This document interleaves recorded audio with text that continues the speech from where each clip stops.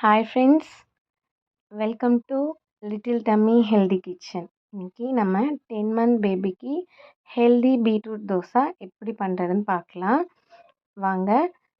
First ஒரு small size இருக்க beetroot எடுத்துக்கோங்க. அந்த பீட்ரூட்டை நல்லா பீல் பண்ணி எடுத்துக்கோங்க. பீல் பண்ணி வாஷ் பண்ணிக்கோங்க. வாஷ் பண்ணிவிட்டு கிரேட் பண்ணுங்கள். நல்லா கிரேட் பண்ணி வச்சுக்கோங்க. ஒரு பவுலில் அந்த கிரேட் பண்ண பீட்ரூட்டு கூட ஒரு 1 tumbler or 1.5 tumbler water add பண்ணி பாயில் பண்ணுங்கள். பாயில் பண்ணும்போது ஜீரா ஒரு சின்ன கார்லிக் பீசஸும் போட்டு கொஞ்சம் நேரம் பாயில் பண்ணுங்கள். ஒரு 10 to 15 மினிட்ஸ் பாயில் பண்ணுங்கள்.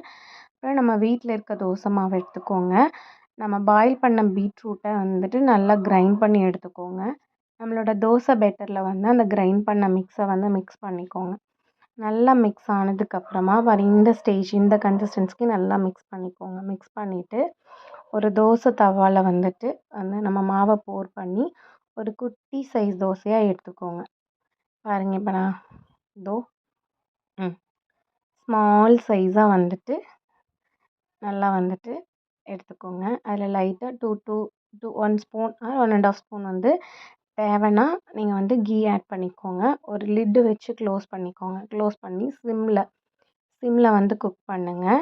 தோசை லைட் ப்ரௌனிஷாக வரும்போது ஸோ இந்த மாதிரி வரும்போது நீங்கள் எடுத்துருங்க. பாருங்கள், இந்த மாதிரி அந்த சின்ன சின்ன ஹோல்ஸஸ் இருக்கா, அப்போ அந்த தோசை வெந்திருக்கும். குழந்தைக்கு கொடுக்கும்போது நம்ம தைரியமாக கொடுக்கலாம். ஸோ நம்மளோட பீட்ரூட் தோசை ரெடி. பாருங்கள், எங்கள் 10 மந்த் பேபி மிட்வீக் அந்த தோசையை எப்படி சாப்பிட்றாங்கன்னு பாருங்கள். ஸோ உங்களுக்கு இந்த ரெசிபி பிடிச்சிருக்கு அப்படின்னா லைக் பண்ணுங்கள், ஷேர் பண்ணுங்கள். மோர் வீடியோஸ்க்கு சப்ஸ்கிரைப் பண்ணுங்கள். தேங்க்யூ ஃபார் வாட்சிங். உங்கள் பேபி என்ன ஏஜ்னு கமெண்ட் பண்ணுங்கள். உங்களுக்கு வேறு ஏதாவது ரெசிபீஸ் வேணும்னாலும் கமெண்டில் கேளுங்க. தேங்க்யூ.